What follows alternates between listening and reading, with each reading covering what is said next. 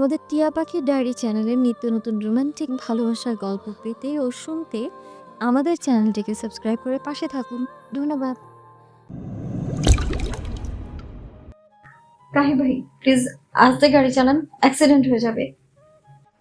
বসুন্ধরা থেকে নামিরাদের ফ্ল্যাটে আসতে 30 মিনিট সময় লাগে। সেখানে কাহির মাত্র 9 মিনিট 4 সেকেন্ডে নিয়ে চলে এসেছে। বাসার সামনে এসে গাড়িটা থামায় কাহির। এদিকে নামিরা এখনো চোখ বন্ধ করে কাহিরের এক হাত জড়িয়ে কিছু একটা বিড়বিড় করছে। কি বলছো শোনাবো? একটু জোরে বলো। খাটাস, আর একটু হলেই তো আমি মরে যেতাম। গেলে যেতে? আমার মেয়ের কি হতো? আমি আছি তো। এমনিতে তুমি মরে গেলে ভালোই হয়। মেয়েটাকে তো অন্তত আমার কাছে পাবো। তুমি বেঁচে থাকতে তো জীবনেও আমার কাছে আসতে দিবে না। কেন দিব? দেওয়ার মতো কি কাজ করেছেন? কেন দিব না তাই বলো। ওটা আমার রক্ত। এই রক্ত রক্ত রক্ত রক্ত করবেন না একদম। মুখের ভাষা ঠিক কর। পারবো না ঠিক করতে। কি করবি তুই? হ্যাঁ, পাগলামি ঠপাস না কায়নাত। এমনিতেই মাথা খারাপ আছে। আপনার মাথা কখন ভালো থাকে? যখন তুই আমাকে ওইসব করতে দিস। নির্লজ্জ। কথাগুলো বলতে বলতে নামিরা গাড়ি থেকে বেরিয়ে যায়। তারপর লিফটে করে সোজা নিজেদের ফ্ল্যাটে চলে যায়। কাহিরের প্রতি নামিরা এখনো কোনো রাগ কমেনি। সে এখনো কাহিনকে আগের মতোই ঘৃণা করে। সে মনকে অনেক বোঝায় মেয়ের জন্য হলেও যেন একটা সুযোগ দিতে পারে, কিন্তু পারে না। এইসব কিছু ভেবে একটা দীর্ঘ নিঃশ্বাস ফেলে শুয়ে পড়ল। কিছুক্ষণ পরে নেহারা চলে আসলো। সন্ধ্যা হয়ে এসেছে। নেহারা বিরিয়ানি নিয়ে এসেছে তাদের জন্য। ইফতার করে নামাজ পড়ে একেবারে খাওয়া দাওয়া করে রেডি হয়ে ছাদে চলে গেল। চাঁদ রাত হওয়ায় সকলে মিলে আড্ডা দিচ্ছিল। প্ল্যান অনুযায়ী সবাই লাল শাড়ি পরেছে। কামিয়াও লাল শাড়ি পরেছে। কামিয়া লাল শাড়ি পরে আকাশে তার তারা বাবার উদ্দেশ্যে বলে, পাপা, কতদিন হয়ে গেল তুমি আর কামিয়ার সাথে কথা বলো না। তুমি জানো আমি তোমাকে অনেক মিস করি। দেখো আমি আজ লাল শাড়ি পরে বউ সেজেছি। তুমি দেখবে না আমালে? তুমি কামিয়ার সাথে লাগ করেছো।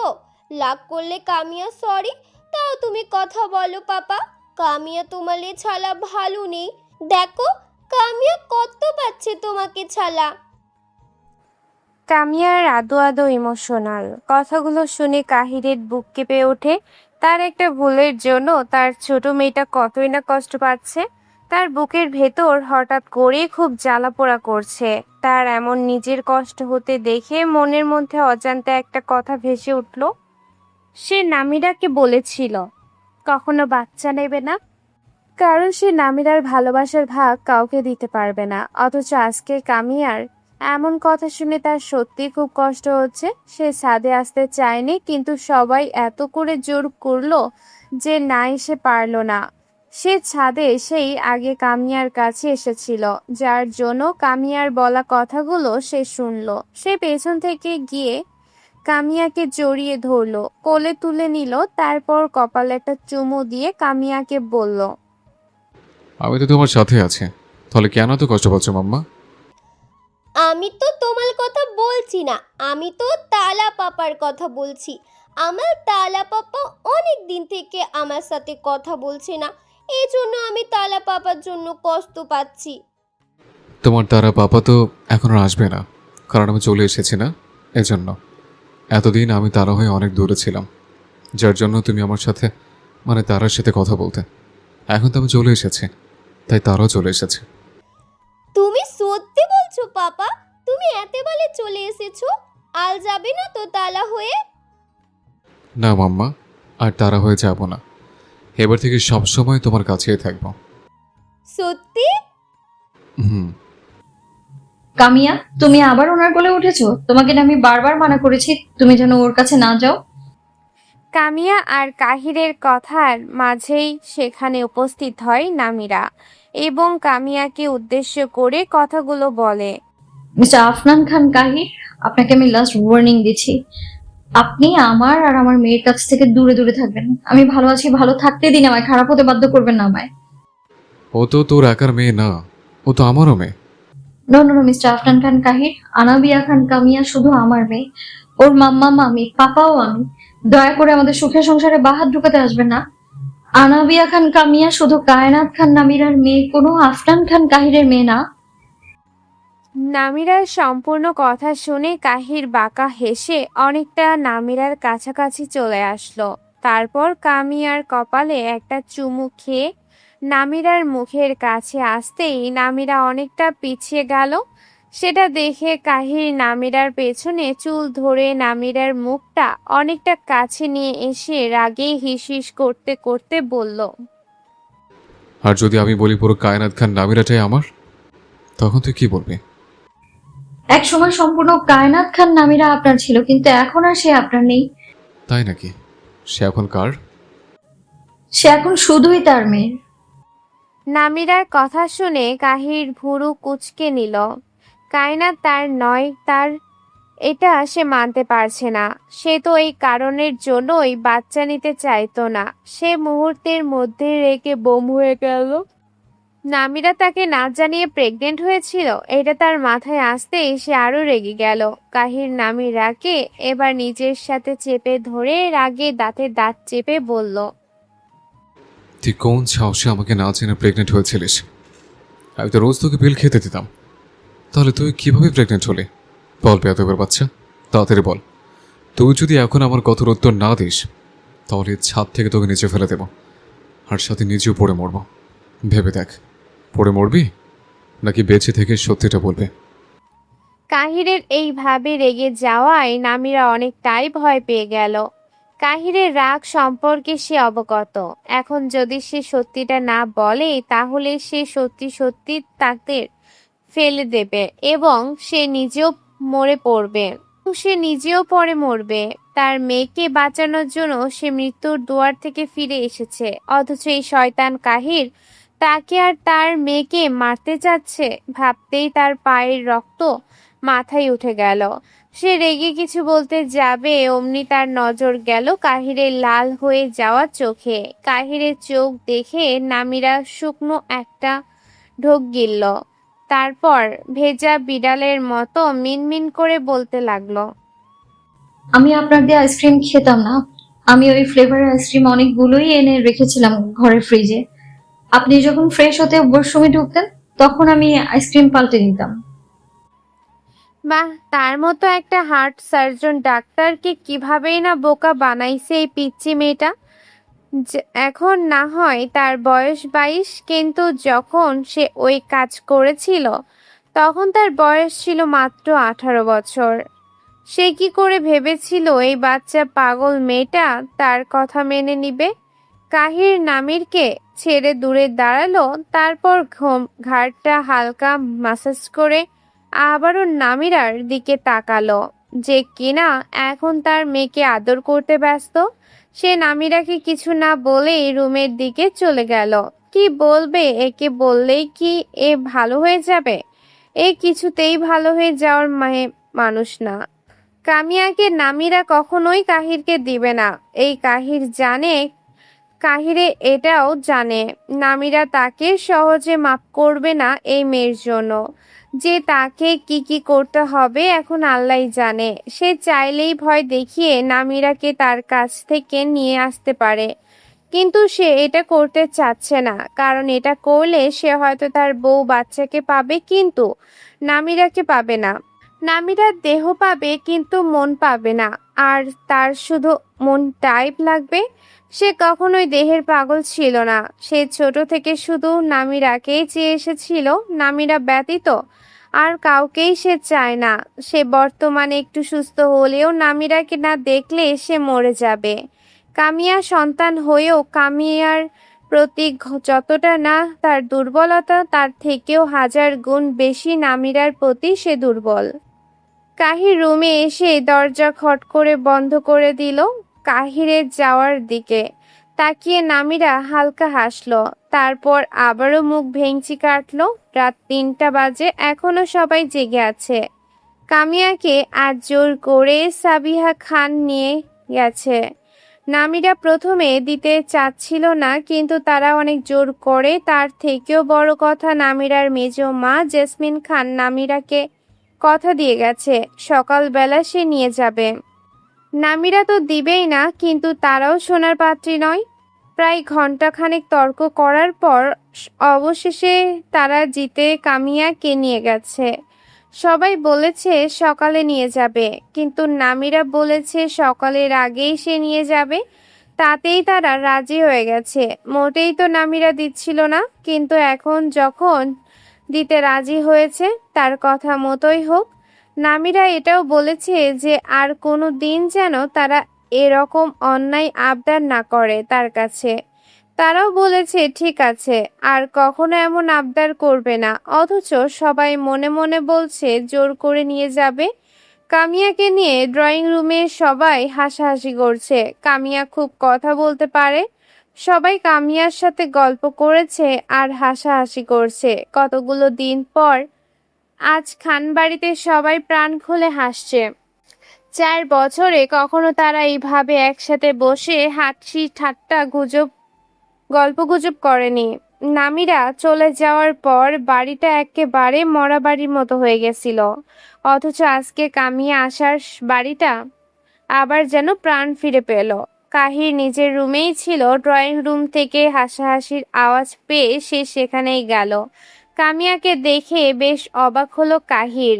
কে দেখে? কামিয়া। সাবিয়া খানের কোল থেকে নেমে কাহিরের কাছে চলে গেল। কাহির মেয়েকে কোলে তুলে আদর দিতে লাগলো। তখন কামিয়া একটা আবদার করলো। পাপা, আমাকে আজকে তোমার কাছে শুতে নিবে? কামিয়াল আজ তার পাপার কাছে ঘুমাতে মন চাচ্ছে। নিব না কেন মাম্মা? অবশ্যই আজকে তোমাকে আমার কাছে ঘুমাতে নেব, কিন্তু তোমার মাম্মা যদি... মামা কিন্তু বলবে না, দিদুন মাম্মিকে নাজি কলিয়ে এনেছে। তাহলে তো ভালোই হয়। আজকে কামিয়া তার বাবার সাথে ঘুম দেব। চলো, আমার খুব ঘুম পাচ্ছে। ড্রয়িং রুমে সবার থেকে বিদায় নিয়ে কাহির কামিয়াকে নিয়ে নিজের রুমে চলে আসলো। কামিয়ার একটা বদঅভ্যাস আছে। সে রোজ ঘুমানোর আগে বায়না করে গান শোনানোর না হলে কোনো গল্প শোনার। কাহিরের কাছেও আজকে সে বায়না করলো গান শোনার জন্য। কাহির হঠাৎ করে কামিয়ার এমন বায়না করায় বেশ থতমত খেয়ে গেল। কামিয়া এবার মায়া মায়া চোখে তাকিয়ে আছে কাহিরের দিকে। কাহির কামিয়ার এমন চাহনি দেখে কামিয়াকে কোলে করে বুকের মধ্যে নিয়ে গিয়ে ওঠে। লক্ষ্মী সোনা, আদর করে দিচ্ছি তোকে, লক্ষ চুমু মায়া ভরা তোড়ি মুখে। লক্ষ্মী সোনা, আদর করে দিচ্ছি তোকে, লক্ষ চুমু মায়া ভরা তোড়ি মুখে। কলিজা তুই আমার, তুই যে নয়নের আলো, লাগে না তুই ছাড়া, লাগে না যে ভালো। রূপ কথা তুই তো আমারই জীবনের চেয়ে আরো দামি। রূপ কথা তুই তো আমারই জীবনের চেয়ে আরো দামি। গান শুনতে শুনতে কামিয়া ঘুমিয়ে পড়ল। কামিয়াকে বালিশে শুয়ে দিয়ে কাহির কামিয়ার দিকে ঝুঁকে একটা চুমু খেলো কপালে। কায়ের কামিয়াকে বুকে জড়িয়ে ধরলেই তার মনে হলো তার বুকটা হালকা হয়ে গেল। তবুও তার বুকের ভেতর কোথাও না কোথাও হালকা ব্যথা করছে। এই ব্যথার নাম হচ্ছে নামিরা। সে কামিয়াকে আর একটু শক্ত করে জড়িয়ে ধরলো। তখন তার চোখে মুখে চুল আসতেই সে উঠে পড়ল। তারপর একটা চিরুনি নিয়ে এসে ঘুমন্ত কামিয়ার চুল আঁচড়ে বেউনি গেঁথে দিল। তারপর আবারও তার কপালে একটা চুমু খেয়ে ফিসফিস করে বলতে লাগলো। তোমার মাকে বইল আমাকে ক্ষমা না করুক, অন্তত পক্ষে একটু সুযোগ যেন দেয়। আমি তাকে আর অভিযোগ করার কোনো সুযোগ দেব না। নামিরারা সবাই ট্রুথ অর ডেয়ার খেলছে। বোতল ঘোরাতে এবার সোনিয়ার পালা আসলো। সোনিয়া ডেয়ার নিল। সোনিয়াকে ডেয়ার দেয়া হলো একটা গান গাওয়ার। সোনিয়া এমনিতেই নাচ গান খুব একটা পারে না। নাচটা কোনো মতে ভালো পারলেও গান একটু পারে না। তবুও ডেয়ার নিয়েছে, এই জন্য সে অনেক ভেবে চিন্তে চোখ বুজে একটা গানে কলি ধরলো। ভোর হলো, দোর খুলো, খুকুমনি ওঠো রে, ওই ডাকে জুই শাকে ফুলকুকি ছোটরে, তুলিয়াল তুলিপাল ওই দড়ি চললো, এইবার খুকু চোখ খুললো। গানটা শেষ করার আগেই চারিদিক থেকে করতালি আর হাসির শব্দ আসলো। এইদিকে সোনিয়া নিজেও হেসে ফেলল। তার কোনো গানই মনে পড়ছিল না, কিন্তু হঠাৎ করে ওইটা মনে পড়ল। সে কামিয়াকে ঘুম পাড়ানোর সময় এইসব গেয়ে ঘুম পাড়ায়, সেই জন্য এটাই মনে করায় সে সুর তুলে গাইল। আবারও বোতল ঘোরানো হলো। এইবার নেহার দিকে গিয়ে থামলো। নেহা ডেয়ার নিল। নেহাকে ডেয়ার দেয়া হলো নাচের। তাকে একটা গানে নাচতে হবে। সে নিজেও রাজি হয়ে গেল। অতঃপর একটা গান প্লে করে সেখানে থাকা সব কচি কচি ছেলেদের নিয়ে নাচতে শুরু করলো। আমি আইসা গেছি, আজকে নগদে যা চাইবেন তাই পাইবেন। ট্রেনে চলে আসছি কত গাড়িতে, ট্রেনে চলে আসছি কত গাড়িতে। আজকে আমি হাওয়াই চইরা আইছি তোর বাড়িতে। ওই নাম কি রে তোর? কুতকুতি। নাম কি রে তোর? কুতকুতি। আজকে প্রেমের কুতকুত খেলমু, দেখবে সব চাইয়া। হাই কুতকুতি মাইয়া। নেহার নাচ হয়ে যাওয়ার কিছুক্ষণ পরে সবাই যে যার রুমে চলে গেল ঘুমাতে। অ্যালার্মের শব্দে ঘুমটা আলগা হয়ে এলো নামিরার। মাথাটা প্রচন্ড ব্যথা করছে, হাত পা অসাড় হয়ে আসছে। নামিরার মনে হচ্ছে তার ওপরে আস্ত একটা হাতি শুয়ে আছে। সে কোনো মতে আস্তে আস্তে চোখ খুলল। চোখে ঝাপসা দেখছে। হাত নাড়াতে পারছে না, সে নড়াচড়াও করতে পারছে না। নামিরার এবার সম্পূর্ণ ঘুমটা ভেঙে গেল। এখনো সকাল হয়নি, ভোর 5টা বাজে। সে আশেপাশে চোখ বুলালে বুঝতে পারলো এটা তার রুম না, সে অন্য কারোর রুমে আছে।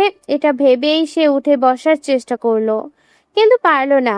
বুকের ওপর ভারী কিছু অস্তিত্ব আছে বুঝতে পেরেই সে হাত রাখলো। কেউ তার বুকের উপর মাথা রেখে খুব নিশ্চিন্তে ঘুমাচ্ছে। নামিরা তার চুলের মুঠি ধরে মাথা উপর করতেই তার চোখের সামনে কাহিরের ঘুমন্ত নিষ্পাপ মুখ দেখতে পেল। মুহূর্তের মাঝে তার চোখ দুটো মোটা মোটা হয়ে গেল। সে কাহিরের রুমে আছে সেটা বেশ বুঝতে পারল নামিরা, কিন্তু সে এখানে কিভাবে আসলো ভাবতে লাগলো নামিরা। রাত 3টার সময় সে কামিয়াকে নিতে কাহিরদের ফ্ল্যাটে এসেছিল।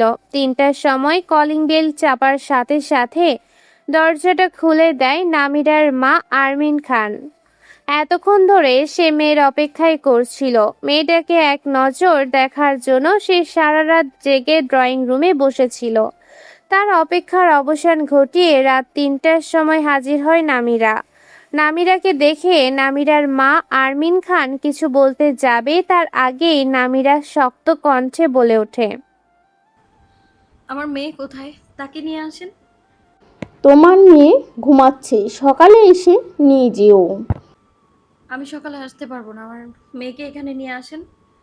আমি কি করে নিয়ে আসবো? বললামই তো সে ঘুমাচ্ছে। ঘুমন্ত অবস্থায় আমার মেয়েকে আমার কাছে এনে দিন। এমন পরপর ব্যবহার কেন করছো? মানুষ বললেই ভুল হয়, আমরাও একটা ভুল করেছি, তাই বলে এতটা পর করে কেন দিচ্ছ? নরম কণ্ঠে কথাগুলো বলে থামলেন আরমিন খান। তার চোখে অশ্রু স্পষ্ট। তার কথাগুলো কেমন একটা জড়িয়ে আসছে। তবু নামিরা নির্বাক। সে এখনো চোখ মুখ শক্ত করে দাঁড়িয়ে আছে। নামিরার মা কিছু বলতে যাবেই তার আগেই আবার নামিরা বলে ওঠে, সব কথা আপনাকে বলতে বাধ্য নই, আপনি আমার মেয়েকে নিয়ে আসুন। তোমার মেয়ে তার বাবার সাথে ঘুমাচ্ছে, এখন আমি তাদের ডিস্টার্ব করতে চাচ্ছি না। কি? ওই পাগলা ডাক্তারের সাথে আমার মেয়ে ঘুমাচ্ছে? আপনারা কেন আমার মেয়েকে ওনার কাছে দিয়েছেন? নামিরার মুখে পাগলা ডাক্তার কথা শুনে বেশ হাসি পায় আরমিন খানের। আগে প্রায় প্রায় কাহিরকে নামিরা পাগলা ডাক্তার বলতো। কাহির এমনিতেও নামিরাকে কিছু বলতো না, যদিও কখনো কিছু বলতো তখন নামিরা কান্না করতে করতে তার কাছে এসে এক গাদা নালিশ করত তার পাগলা ডাক্তারের নামে। কাহির এসে আবার নামিরাকে মানানোর পরে সে আবার আসতো মায়ের কাছে। তারপর বলতো সে এখন আর পাগল না, সে ভালো ডাক্তার, তার কাছে মন ভালো করার মেডিসিন আছে। এসব ভেবে আরমিন খানের মন খারাপ হয়ে গেল। কারণ আগেকার দিনগুলো কি সুন্দর ছিল। তাদের মান অভিমান রাগ দুঃখ কষ্ট সবকিছু মিলিয়ে তাদের একটা সুখী পরিবার ছিল, কিন্তু তাদের একটা ভুলের কারণে আজকে তাদের পরিবারটা ভেঙে গেছে।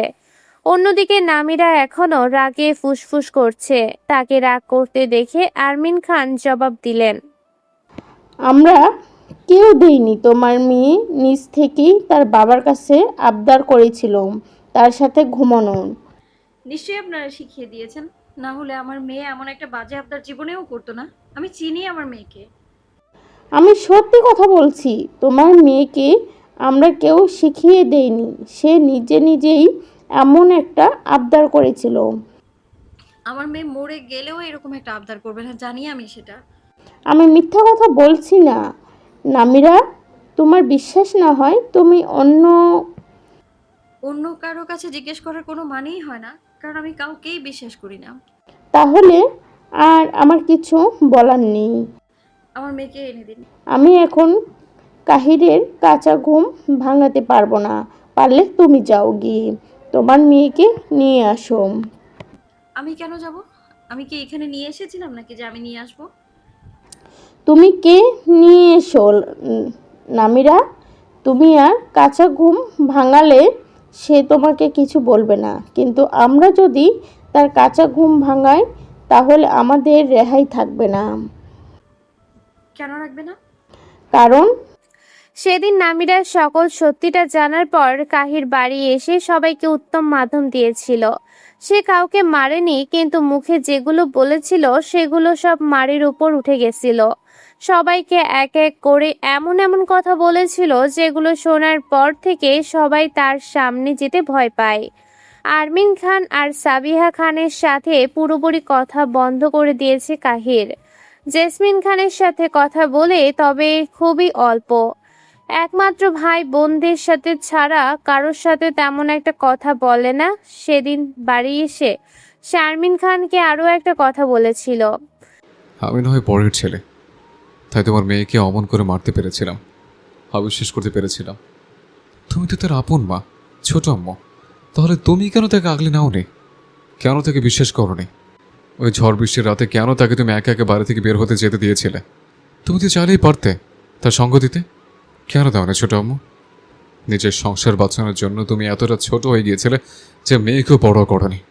কথাগুলো ভেবে একটা দীর্ঘ নিঃশ্বাস ফেলে নামিরা চলে যাওয়ার পর থেকে সকল ঘটনা নামিরাকে একে একে বলে আরমিন খান। সবকিছু শুনে নামিরা একটা দীর্ঘ নিঃশ্বাস ফেলে তারপর আবারও আরমিন খানকে বলে, আমি অত কথা শুনতে চাচ্ছি না, তুমি আমার মেয়েকে এনে দাও। মেয়ের প্রতি খুব টান, তাই না তোমার? তার টান হবে না? পেট কেটে না বের করেছি, তোমরা তো আর পেট কাটোনি। আমিও তোমাকে পেট কেটেই বের করেছিলাম।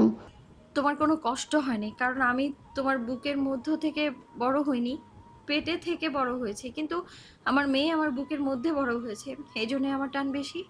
আমি বেশি কথা শুনতে চাই না, তুমি আমার মেয়েকে এনে দাও। ওই যে দেখছো না, ওই রুমটা কাহিরের, তুমি গিয়ে নিয়ে আসো যাও। আমার প্রচুর ঘুম পাচ্ছে, আমি ঘুমাতে গেলাম। কথাটা বলেই আরমিন খান নিজের রুমের উদ্দেশ্যে হাঁটা শুরু করেন। আর পেছন থেকে নামিরা তাকে বলে, আম্মু আমার মেয়েকে এনে দাও। আমি যাব না ওই ডাক্তারের রুমে, তুমি ওকে দিয়ে যাও। আম্মু আমি প্লিজ। এতদিন পর মেয়ের মুখে আম্মু ডাক্তার শুনে তার জাহান জুড়িয়ে যায়। সে হালকা হাসতে হাসতে নিজের রুমে চলে যায়। পেছন ফিরে দেখলে হয়তো দেখতে পেত তার মেয়ের রাগের বশে আম্মু কথাটা বলে ফেলেছে। মাকে বকতে বকতে নামিরা কাহিরের রুমের সামনে চলে আসে। 3:30টার বেশি বাজে। কাহির নিজের রুমের দরজা খোলাই রেখেছিল নামিরার জন্য, কারণ সবাই বলেছিল নামিরা নিজের কাজ শেষ করে তারপরে কামিয়াকে নিতে আসবে। সে যত রাত হোক না কেন, এই জন্যই সে রুমের দরজা খোলাই রেখেছিল। কাহিরের রুমে হালকা নীল আলোর একটা ড্রিম লাইট জ্বলছে। নামিরা তবুও চোখে কিছু দেখতে পাচ্ছে না, কারণ তার চোখে দুনিয়ার ঘুম এসে হানা দিয়েছে। এই জন্য সে আস্তে আস্তে হাঁটতে হাঁটতে খাটের কোনায় হোঁচট খেয়ে খাটের উপর পড়ে যায় এবং খাটের এক কোনায় মাথায় আঘাত পায়। যার জন্য সঙ্গে সঙ্গে সে জ্ঞান হারায়। চন্দন কাঠের খাট হওয়ায় মাথায় একটু বেশি আঘাত পায় তার, যার জন্য সে জ্ঞান হারায়। নামিরা কাহিরের পাশে জ্ঞান হারিয়ে পড়ে থাকে। অন্যদিকে কাহির ঘুমের ঘোরে নামিরাকে দেখে নিজের কাছে টেনে নেয়। সে নামিরার ভ্রম ভেবে তাকে আরো গভীরভাবে নিজের সাথে আষ্টে পৃষ্ঠে জড়িয়ে ধরে। তবুও যখন সে শান্তি পায় না, তখন সে নামিরার শাড়ি খুলে ফেলে এবং ব্লাউজের ভেতর হাত ঢুকিয়ে রাখে। কিছুক্ষণ পর তার শরীরের ঘ্রাণ নেয়, তারপর ঘাড়ে তার বুকের ওপর লাভ বাইট দেয় আর বিড়বিড় করে বলে তাকে যেন নামিরা ছেড়ে না যায়। তারপর আরামসে ঘুমিয়ে পড়ে। কাহির পুরোটা সময় ভেবেছিল এটা নামিরার ভ্রম। সে যদি জানতো এটা নামিরা, তাহলে কুরুক্ষেত্র সে এই কাজটা করতো না। রাতের কথা মনে পড়ে নামিরা একটা দীর্ঘ নিঃশ্বাস ফেলে, তারপর কাহিরকে ঠেলে উঠে পড়ে। কিন্তু ওঠার সাথে সাথে তার চোখ কপালে উঠে যায়, কারণ তার শাড়ি নেই, সে শুধু পেটিকোট আর ব্লাউজ পরে আছে। ওঠার আগে সে একটা জিনিস খেয়াল করে রেখেছিল, কাহির তার বুকে মাথা রেখে হাত দুইটা তার স্পর্শ কাতর জায়গায় রেখেছিল। সে কোনো মতে শাড়িটা পরে নেয় নিচ থেকে তুলে, তারপর কাহিরকে ডাকতে শুরু করে। ভোরবেলা এমন বাজেভাবে ডেকে তোলায় কাহির প্রচন্ড রেগে যায়। সে কিছু বলতে যাবে, তার আগেই তার নজর সামনে দাঁড়িয়ে থাকা নামিরার দিকে যায়। সে কোনো নিজের চোখ বারবার কচলাতে থাকে। সামনে তাকালে বারবার নামিরাকে দেখতে পায়। সে কিছু বলতে যাবে, তার আগেই নামিরা তার ডান গালে একটা থাপ্পড় বসিয়ে দেয়। সে কিছু বুঝে ওঠার আগেই বা গালে আরো একটা থাপ্পড় বসিয়ে দেয়। এরপর নামিরা আবার সেই মারতে যাবে, অমনি সেই হাত ধরে সে নামিরাকে নিজের কোলের উপর বসিয়ে দেয়।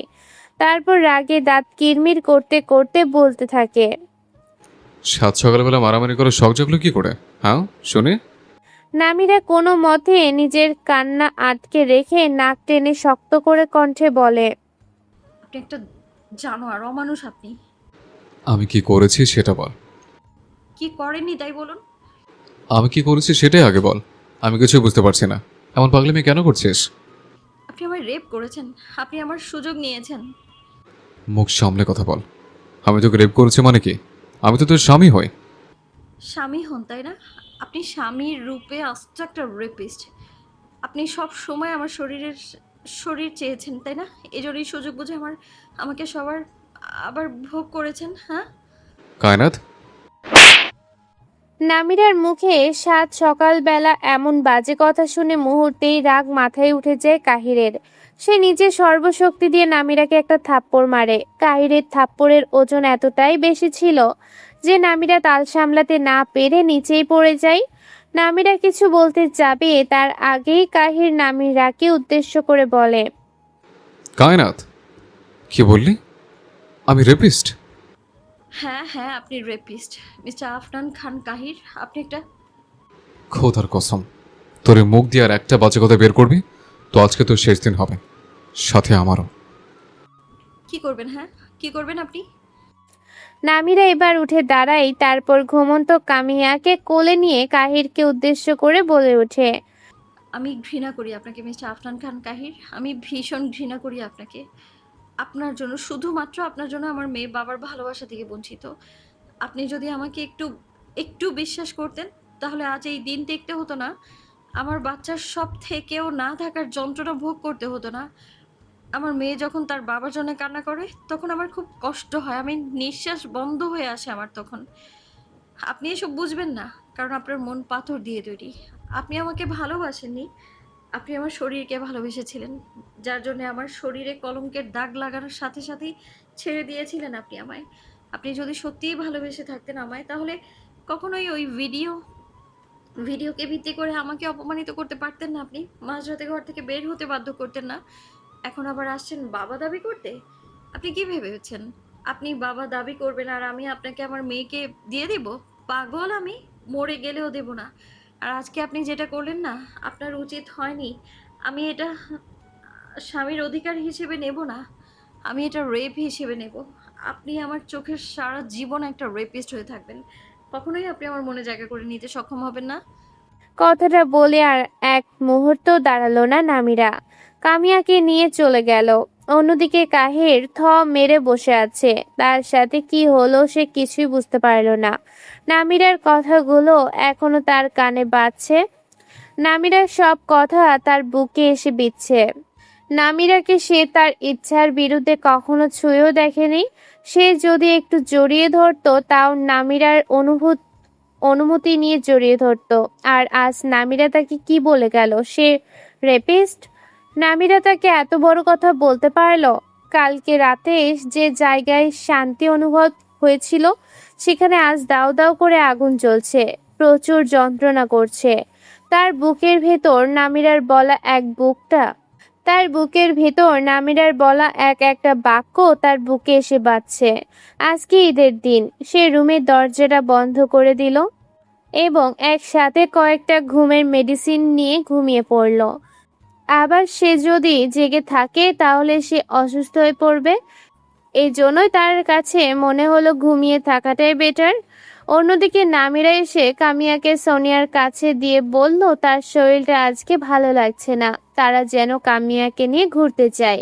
সে এখন ঘুমের ওষুধ খেয়ে ঘুমাবে আর ওই রাতে উঠবে। বিগত কয়েকটা বছর ঈদের দিন নামিরা এইভাবেই কাটিয়েছে, তাই কেউ আর তাকে ডিস্টার্ব করলো না। নামিরা এইবার ঈদটা সে ভালোভাবেই কাটাতে চেয়েছিল, কিন্তু কাহিরের জন্য হলো না। সে ওয়াশরুমে এসে ঝর্ণা ছেড়ে দিল। আস্তে আস্তে নিজের শরীর চেক করতে লাগলো। না, কোথাও আর তার কোনো দাগ নেই, শুধু ঘাড়ে আর বুকের ওপর 2টা বাইটের দাগ। সে নিজের শরীরটা খুঁটিয়ে খুঁটিয়ে দেখলো, না, তার সাথে কোনো প্রকার অনৈতিক কোনো কাজ হয়নি। তাহলে সে কি কাহিরকে ভুল বুঝলো? বুঝেছে, বেশ করেছে। পাগলা ডাক্তারটা একটু বেশি পড়েছিল। এবার সে যেভাবে রাগ ছেড়ে এসেছে কাহির জীবনেও আর তার সামনে আসবে না। বিকাল 4টা বাজে। কাহির কিছুক্ষণ আগে ঘুম থেকে উঠেছে। তার কিছুই ভালো লাগছে না। সে মানুষটাকে সে এতটা ভালোবাসলো, তার মুখে ওরকম বিষাক্ত কথাগুলো সব তার বুকে এসে বেঁধেছে। কিছুতেই সে শান্ত থাকতে পারছে না। ঘরের মধ্যে সে পায়চারি করছে। বর্তমানে সে খুব টেনশনের মধ্যে আছে। কিছুক্ষণ আগে প্যারিস থেকে খবর এসেছে তাকে 2 দিনের মধ্যে প্যারিসের ব্যাক করতে হবে। বিয়ের জন্য সে বেশ লম্বা একটা ছুটি নিয়ে দেশে এসেছিল। তার রোগীদের সব সিনিয়র ডাক্তারের কাছে রিপমেন্ট করে এসেছিল, কিন্তু সেখান থেকে একটা রোগীর অবস্থা বেশ খারাপ। এজন্য তাকে খবর দেওয়া হয়েছিল সে গেলেই সেই রোগীর অপারেশন হবে। আজ ঈদ, তাই সে আজ যেতে পারবে না। কাল সে প্যারিস যাবে, তারপর রোগীর অপারেশন করে কিছুদিন ওই জায়গায় থাকতে হবে। রোগীর কন্ডিশন চেক করে তারপর আবার দেশে ফিরবে।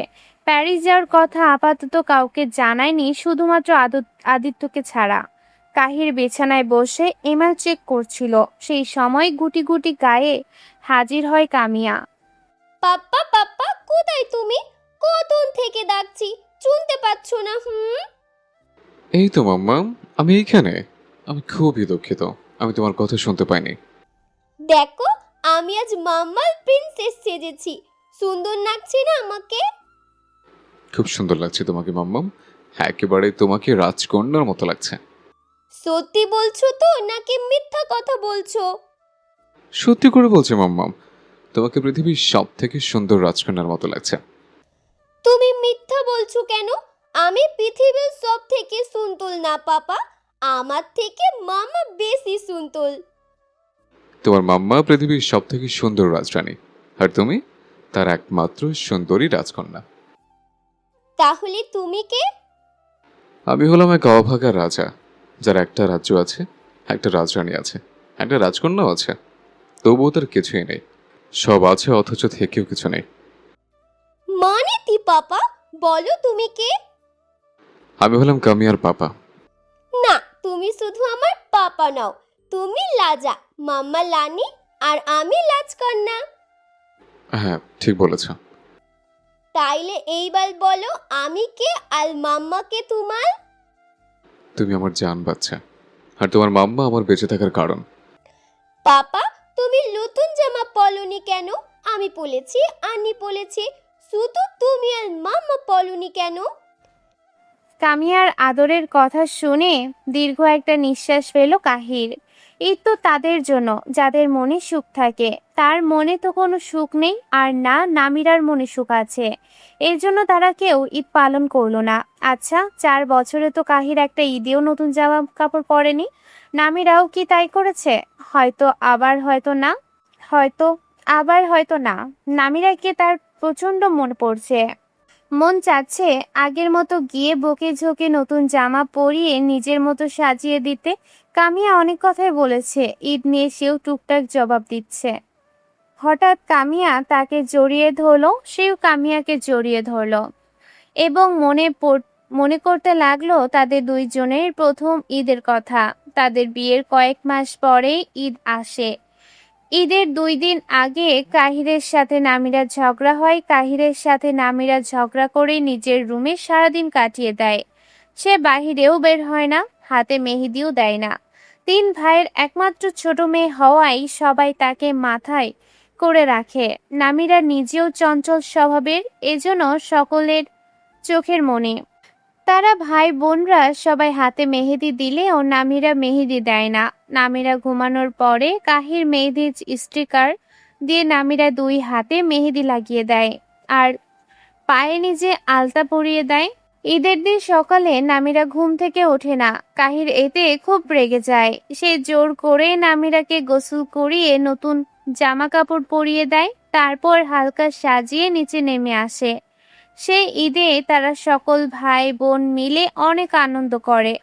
পুরনো কথা ভেবে আবারও দীর্ঘশ্বাস ফেলে কাহির। কামিয়া কাহিরের বুকে মাথা রেখে কথা বলতে বলতে সেখানেই ঘুমিয়ে গেছে। কাহির আস্তে করে কামিয়াকে শুয়ে দেয়, তারপর এক হাতে ভর দিয়ে কামিয়ার দিকে পলকহীন ভাবে তাকিয়ে থাকে। কেন জানি তার খুব কষ্ট হচ্ছে। প্যারিসে চলে যাবে সে কিছুদিনের জন্য, কামিয়াকে দেখতে পারবে না, এটা ভেবেই তার বুক জ্বলে যাচ্ছে। নামিরা তো মরে গেলেও কামিয়াকে তাদের কাছে যেতে দিতে চায় না। যদিও জোর করে নিয়ে আসে, তবে নামিরা অনেক বাজে বাজে কথা বলে তাদেরকে। সবসময় আমার ছোটই থেকো মাম্মা, কখনো বড় হইও না। তুমি বড় হয়ে গেলে সব থেকে বেশি কষ্ট তোমার পাপাই পাবে।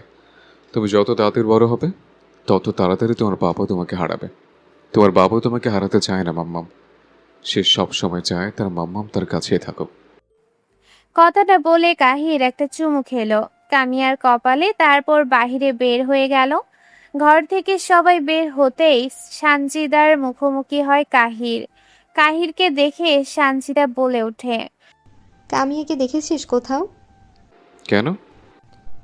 আরে কিছুক্ষণ আগে আমি নামিরার কাছ থেকে ওকে নিয়ে বাহির হয়েছিলাম, কিন্তু আমার হাত ছেড়ে এখানে চলে আসছে। তুই দেখেছিস ওকে? আমার রুমে ঘুমাচ্ছে। কি? হ্যাঁ, আমি যখন ল্যাপটপে কাজ করছিলাম তখন আমার কাছে এসেছিল, তারপর গল্প করতে করতে ঘুমিয়ে গেছে, তাই আমি ওকে শুয়ে রেখে বাইরে আসছি। ও আচ্ছা, আমি ওকে ওর মায়ের কাছে দিয়ে আসছি। ঘুম থেকে উঠলে নিয়ে যেও। অনেকক্ষণ হয়ে গেছে ওকে নিয়ে আসছি। ও এমনিতে তো জানে না আমি কামিয়ারকে নিয়ে তোদের বাসায় আসছি। ও জানলে রাগারাগি করবে, এজন্য আমি ওকে দিয়ে আসলে আর রাগারাগি হবে না। যা ভালো মনে করো তাই করো। কষ্ট পাস না ভাই, তুই তো জানিস নামিরা কেমন। ওর অভিমান কমে গেলেও ঠিকই দেখিস তোর কাছে ফিরে আসবে। আমি ওর ফিরে আসার অপেক্ষাতেই আছি আপু। দোয়া করি তোর অপেক্ষার ফল যেন খুব তাড়াতাড়ি আসে। হুম কোথাও যাচ্ছিলে নাকি? হুম, একটু বাইরে যাচ্ছিলাম। তাড়াতাড়ি ফিরে আসিস ভাই, চারিদিকের যা অবস্থা, এখন বাইরে যাওয়াও রিস্ক। টেনশন করো না, তাড়াতাড়ি চলে আসবে না। কথাটা বলেই কাহির চলে গেল। আর সানজিদা কামিয়াকে নিয়ে নামিরার কাছে গিয়ে আসলো। নামিরা বর্তমানে খুব রেগে আছে। কিছুক্ষণ আগে নেহার নামে তার কাছে বিচার এসেছে। সে যদি এখন নেহাকে হাতের কাছে পায় তাহলে নির্ঘাত তাকে খুন করে দিবে। সে কোনো রকমে নিজের রাগ কন্ট্রোল করে নিজেই গেটের কাছে পায়চারি করছিল। এখন রাত 8টা বাজে। নেহা কিছুক্ষণের মধ্যে চলে আসবে। নামিরা পায়চারি করতে করতে কারোর সাথে ধাক্কা খেয়ে পড়ে যেতে নিলে কেউ তাকে আগলে নেয়। নামিরা চোখ মুখ খিচে বন্ধ করে রেখেছিলাম, যখন দেখলো সে নিচে পড়েনি তখন চোখ খুলতেই দেখতে পেল গুরুগম্ভীর কাহিরের মুখ। দেখে শুনে চলতে পারেন না? সত্যি বাসায় রেখে এসেছিলেন নাকি? আমি না হয় বুড়ো মানুষ, চোখে দেখতে পারি না। আপনি তো জোয়ান একটা মানুষ, তা আপনি চোখে দেখতে পারেন না নাকি? আপনি কি আমায় অন্ধ বলতে চাইছেন? ও সরি সরি, আমার তো মনেই নেই। আমি একটা পাগলের সাথে কথা বলছি, যে এখানে সবসময় উল্টাপাল্টা বলছে। এই, আপনি আমায় পাগল বললেন? আপনি পাগল, আপনার 14 গোষ্ঠী পাগল। আমার 14 গোষ্ঠীর মধ্যে কিন্তু আপনি নিজেও পড়েন। নামিরা কিছু বলতে যাবে তার আগেই কাহির এক্সকিউজ বলে চলে যায়। এমনিতেও নামিরা রেগেছিল, তার উপর কাহিরের এমন কথায় আরো বেশি রেগে গেল। নেহা আসতে না আসতেই নেহার উপর ঝাঁপিয়ে পড়ল নামিরা। তুই কি কোনোদিনও মানুষ হবি না নেহা? আমি তো মানুষই। রিফাতের সাথে ডেটে কেন গিয়েছিলি? তুই না বর্তমানে বিবাহিত? আমি ভুলে গেছিলাম নামিরা, আমি যে বিবাহিত। সত্যি কথা বলছি, আমি ভুলে গেছিলাম। নেহা, রাগাস না আমায়। তুই রিফাতের থেকে মোট 7,500 টাকা খেয়েছিস। সেই টাকাগুলো এখন ফিরিয়ে দিবি ওদের। ওদের এমনিতেই আর্থিক অবস্থা খুব একটা ভালো না। বাচ্চাটা টিউশনি করিয়ে যতগুলো টাকা জমিয়েছিল সেগুলো সব তুই একদিনে নষ্ট করে দিয়েছিস। এটা কি উচিত হয়েছে? তুই ডেটেই যখন যাবি তোর হাজবেন্ডের সাথে কেন গেলি না? ঈদের দিন তুই তোর হাজবেন্ডের সাথে যেতিস। তুই কেন এই বাচ্চা ছেলেটার সাথে গেলে আর ওর টাকাগুলো নষ্ট করলি? এখন ভালোই ভালোই টাকাগুলো দিয়ে দে, না হলে আজকে যে আমি তোর কি অবস্থা করব সেটা আমি বলতে পারছি না নিজেও।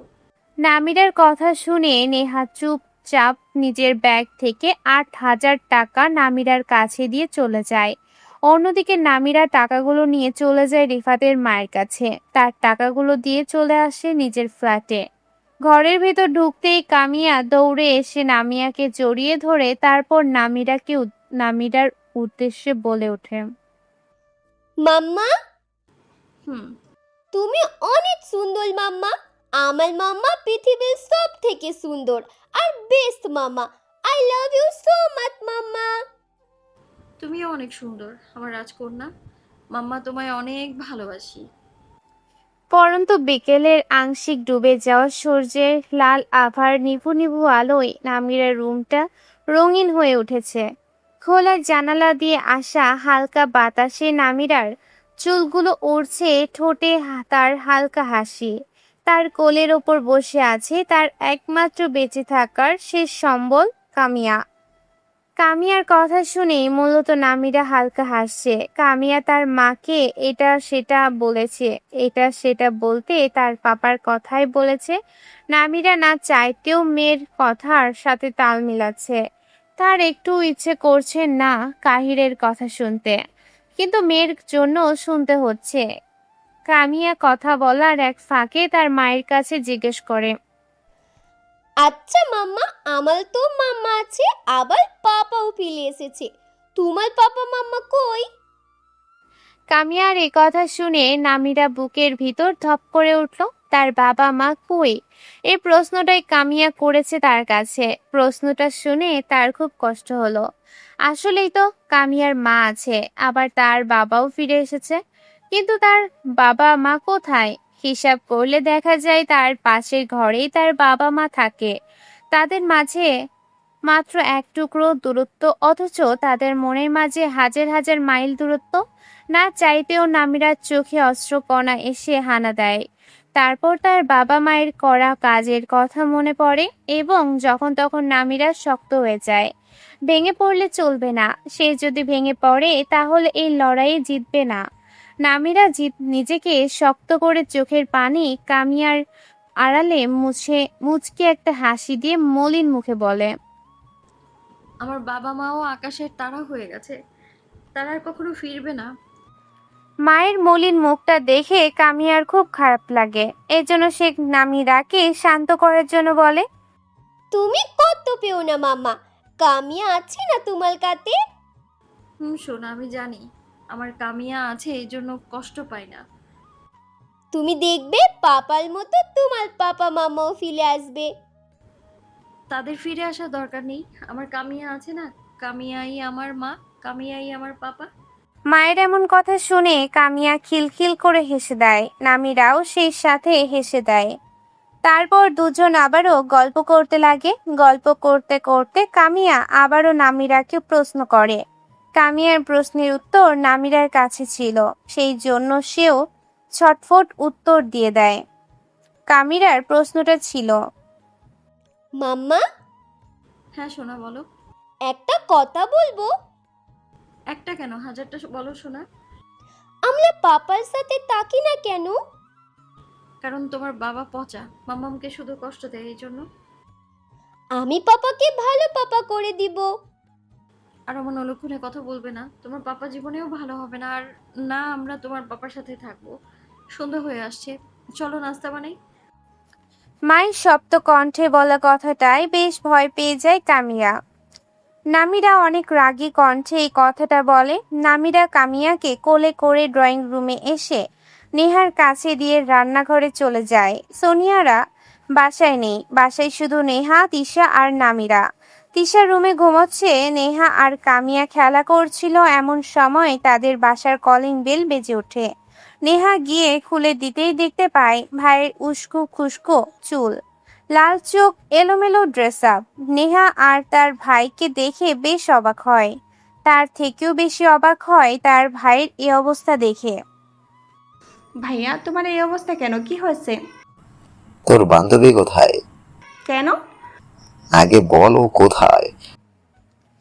আদিত্য আর নেহার কথা শুনে রান্নাঘর থেকে বেরিয়ে আসে নামিরা।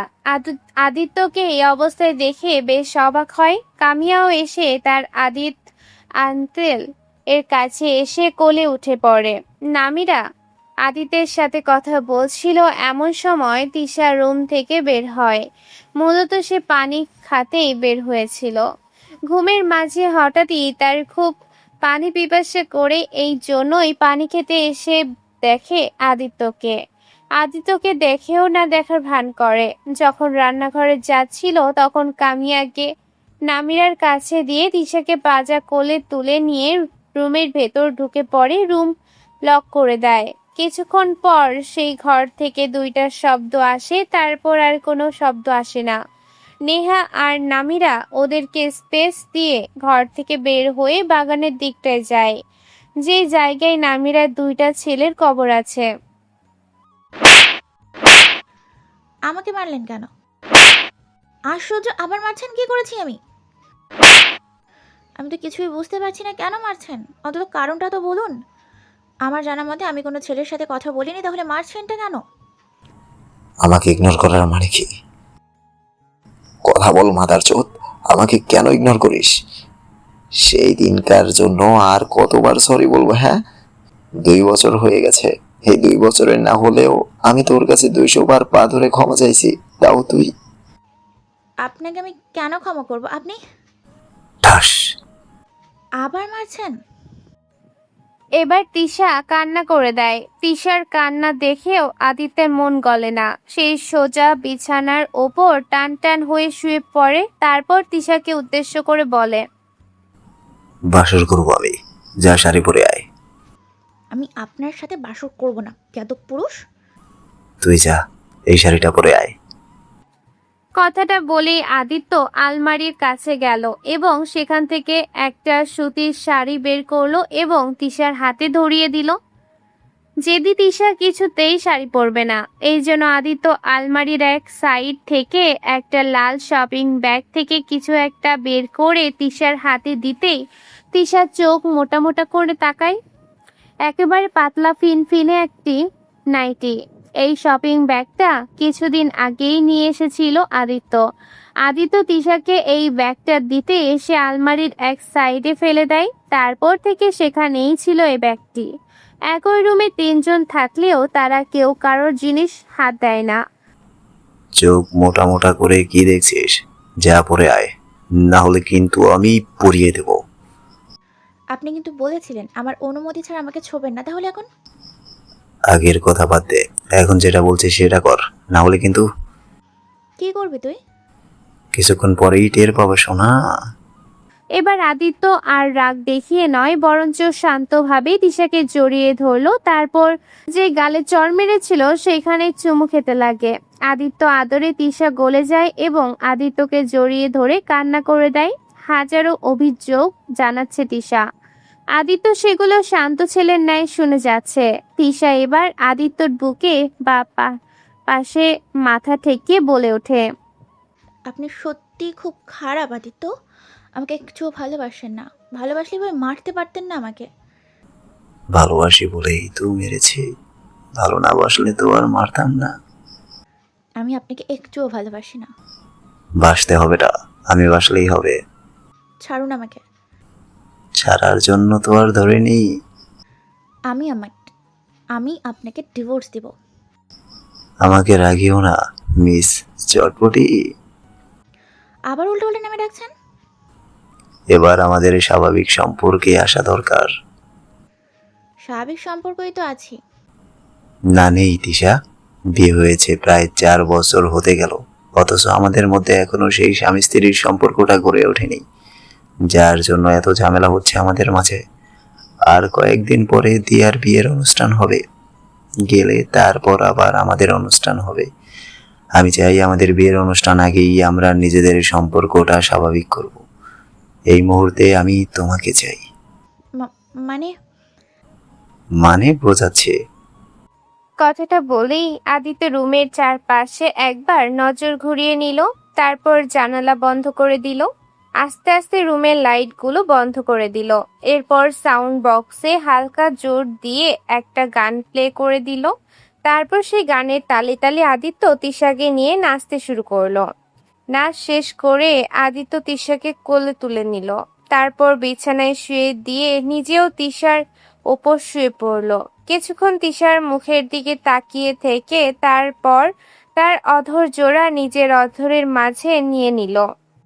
তিশা সব বুঝে গেছে আজকে কিছুতেই সে আদিত্যের হাত থেকে পালাতে পারবে না, তাও সে ছাড়া পাওয়ার জন্য ছটফট করছিল।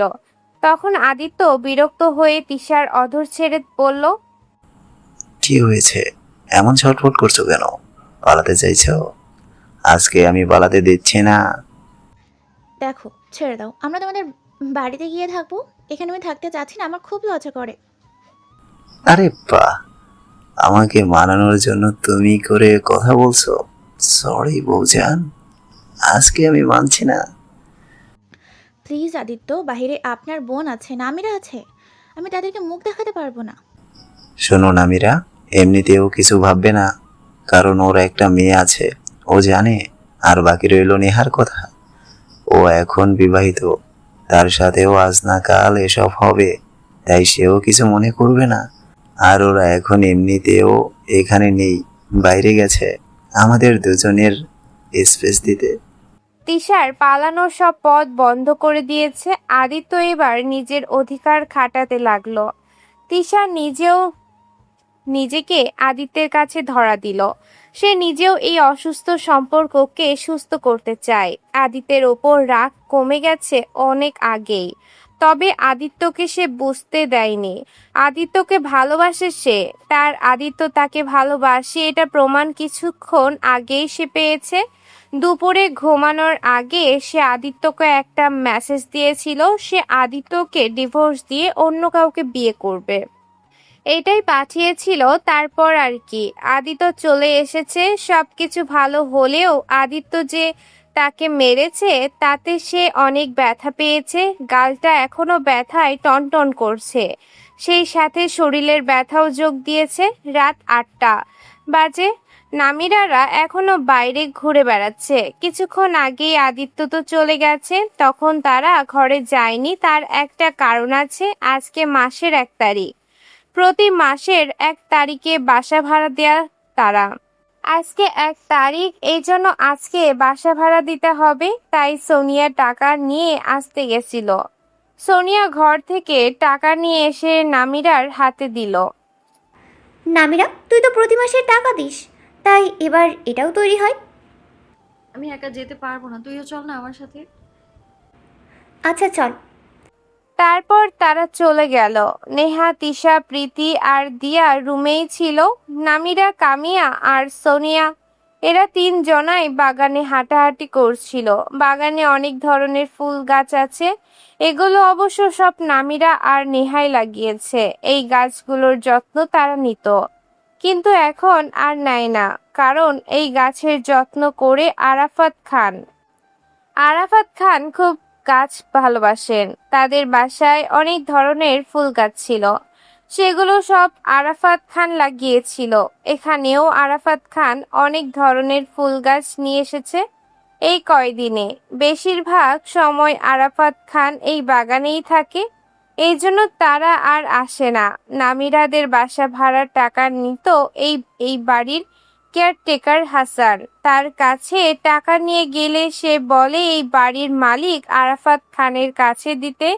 অগত্যা নামিরা আর সোনিয়া আরাফাত খানের কাছে গেল। আরাফাত খান বাসায় ছিলেন না, সে এইমাত্র বাসায় আসলেন। রুমে ঢোকার আগেই তার সাথে দেখা হলো নামিরা আর সোনিয়ার। সোনিয়া ভালো মন্দ কথা বললেও নামিরা একটা কথাও বলে না। সে টাকা বের করে আরাফাত খানের দিকে এগিয়ে দেয়। আরাফাত খান মলিন মুখে একবার টাকার দিকে তাকায় তো আর একবার মেয়ের দিকে তাকায়।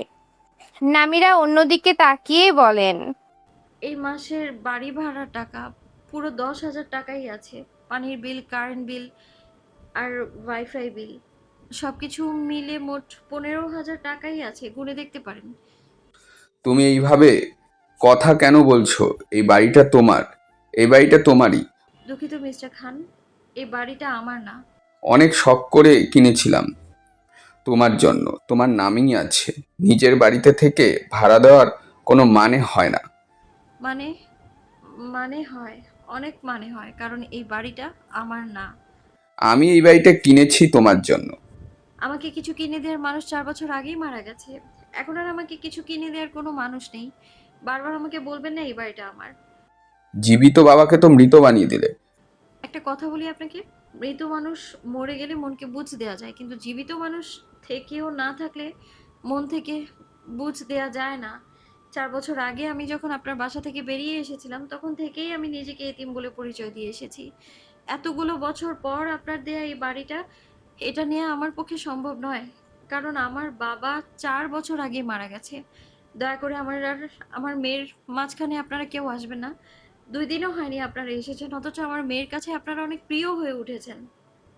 বাংলায় একটা প্রবাদ বাক্য আছে, পৃথিবীর সব থেকে মিষ্টি হচ্ছে কথা, আর পৃথিবীর সব থেকে বিষাক্ত বিষ হচ্ছে কথা। কথার থেকে মিষ্টি আর কিছুই নেই, আর কথার মতো বিষাক্ত বিষ আর নেই। মিষ্টি কথা দিয়ে যেমন মানুষকে ভোলানো যায়, ঠিক তেমনই বিষাক্ত বিষের মতো কথা দিয়ে মানুষকে মেরে ফেলা যায়। নামিরার বলা প্রত্যেকটা কথা আরাফাত খানের মনে দাগ কেটে যায়। আসলেই তো, তার মতো বাবা থাকার থেকে না থাকাই ভালো, যে কিনা মেয়ের খারাপ সময় পাশে না দাঁড়িয়ে তাকে তাড়িয়ে দেয়। আরাফাত খানের চোখে পানি চলে আসে। নামিরা সেটা দেখে তারপর আবারও বলে ওঠে, আমি চাই আপনারা আপনাদের মতো থাকুন, আর আমাকে আমার মেয়ে নিয়ে নিজের মতো করে থাকতে দিন। আমাদের কি মাফ করা যায় না? যারা ভুল করে তারা মাফ চায়, আপনারা তো কোনো ভুল করেননি। আসলেই তো একটা চরিত্রহীন মেয়েকে নিয়ে কেই বা থাকতে চায়। আপনারা যেটা করেছিলেন সেটাই ঠিক। বারবার এক কথা বলে কেন আঘাত করো বাবাকে? আমার বাবা তো সেই 4 বছর আগেই মারা গেছে, তাকে আঘাত করব কি করে? বহুদিন পরে পরিচিত ডাকটা শুনে অনেকটাই অবাক হয় নামিরা। আম্মা জান, এই ডাকটা আমিনুর খান ভালোবেসে নামিরাকে ডাকতো। সেদিন আমিনুর খানের সাথে দেখা হলেও কথা বলেনি নামিরা। তার কথা বলার কোনো ইচ্ছে হয়নি। আজকে এই নামে ডাকায় বেশ অনেকটাই অবাক হয় নামিরা। নামিরার পিছন ফিরে তাকাতেই দেখতে পায় আমিনুর খানকে। আমিনুর খান ভাইয়ের পাশে এসে দাঁড়িয়ে নামিরাকে উদ্দেশ্য করে বলে, আম্মাজান, একটা বারকে মাফ করা যায় না? বললাম তো আপনারা তো কোনো ভুল করেননি যে মাফ চাইছেন। আচ্ছা, আমাদের মাফ করতে হবে না, একটা সুযোগ তো দাও। নাড়া বেলতলায় একবারই যায়। আপনাদের প্রতি বিশ্বাস, ভরসা, ভালোবাসা কিছুই নেই, তাহলে সুযোগ দেব কি করে? একটা বার ফর্সা করে দেখো, আর কখনো অভিযোগ করার সুযোগ দিব না। আমায় মাফ করবেন। আমি মেজব্বু, ও কি কেন পায়ে তালাচ্ছ? আমরা যে এক অন্যায় করেছি সেটা নয়, ও নিজেও কিন্তু অন্যায় করেছে। ও প্রেগনেন্ট হয়ে আমাদের কিচ্ছু জানায়নি। প্রেগনেন্সির কথা জানালে কি হতো? আমরা কি ওকে তাহলে ওই রাতে ওইভাবে বের? ওয়েট, কি বলেন? আমি অন্যায় করেছি? প্রেগনেন্সির কথা জানাইনি এটা তো? হ্যাঁ, আচ্ছা, ওই সময় যদি আমি আপনাকে প্রেগনেন্সির কথা জানাতাম তাহলে কি হতো জানেন?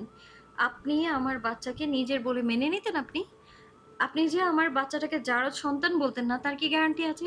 সামান্য একটা ভিডিও দেখে যেভাবে আমাকে আপনারা অপমান, অপদস্থ, অত্যাচার করে ওই সময় প্রেগন্যান্সির কথাটা বলে আপনারা তো আমার সন্তানকে এই পৃথিবীতে আসতেই দিতেন না।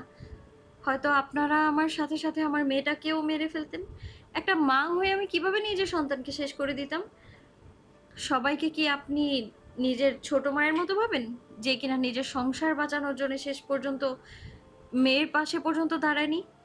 আমি আরমিন খান নই, যে কিনা সংসারের জন্য মেয়েকে ত্যাগ করে। আমি কায়নাত খান নামিরা, যে কিনা মেয়ের জন্য পুরো পৃথিবী ত্যাগ করতে পারে। আমি নামিরা মেয়েকে যতটা না ভালোবাসি, তার থেকেও বেশি ঘৃণা করি মেয়ের পরিবারকে। এই 3 বছর যখন আমি তার পরিবার, বাবা ছাড়া মানুষ করতে পেরেছি, তখন বাকি 15 বছরও তাকে একা হাতে মানুষ করতে পারবো আমি? তার বাবা আর পরিবারের দরকার নেই, তার মা থাকলেই তার যথেষ্ট। কথাগুলো বলে নামিরা আর দাঁড়ালো না, সে চলে গেল নিজের ফ্ল্যাটে। অন্যদিকে সোনিয়া এখনো দাঁড়িয়ে আছে। আমিনুর খানের পেছন পেছন নিবিড়ও এসেছিল।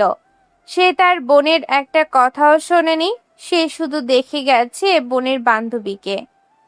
সোনিয়াকে এভাবে দাঁড়িয়ে থাকতে দেখে নিবিড় সোনিয়ার দিকে এগিয়ে যায়। কাহির জানে নামিরা যেগুলো বলেছে সেগুলো সব সত্যি কথা, তবুও তার কাছে মনে হচ্ছে নামিরা প্রেগন্যান্সির কথা লুকিয়ে অন্যায় করেছে। কত বড় বজ্জাত হলে বরকে লুকিয়ে প্রেগনেন্ট হয়? সে কতই না বোকা ছিল, একটা পিচ্চি মেয়ে তাকে ঘোল খাইয়েছিল। এটা ভেবেই এখন তার দেয়ালে মাথা ঠেকতে ইচ্ছে করছে। কাহিরের কাছে একটা কথা মনে হচ্ছে, সব ভালো যার শেষ ভালো। বাচ্চাটা এসে ভালোই হয়েছে, নামিরাকে দ্বিতীয়বার পাওয়ার আশা তো আছে মনে। সে জানে নামিরাকে এবার সহজে পাওয়া যাবে না, তবুও সে চেষ্টা করবে। বাচ্চা হওয়ার কাহিরের কোনো রাগ নেই, তার রাগ এই জায়গায় যে নামিরা তাকে না জানিয়ে লুকিয়ে প্রেগনেন্ট হয়েছিল। তাকে বললে কি সে বাচ্চা নিত না? তারও তো ইচ্ছে করতো একটা বাচ্চা নিতে, কিন্তু বউ ছোট বলে সে নিতে চাচ্ছিল না। যদি বউয়ের কিছু হয়ে যায়, আর তার থেকেও বড় কথা, নামিরা একদিন বলেছিল বাচ্চা হলে সে আর তাকে ভালোবাসবে না, শুধু বাচ্চাটাকেই ভালোবাসবে। এই জন্যই সে বাচ্চা নেওয়ার ইচ্ছে মাটি চাপা দিয়েছিল। দেখেছো তোমার মেয়ে কত বড় বড় কথা বলে গেল? ছোট আপু, সে নাকি অন্যায় করেনি, সে অন্যায় করেছে 1000 বার। আমাকে না জেনে লুকিয়ে প্রেগনেন্ট হয়েছে।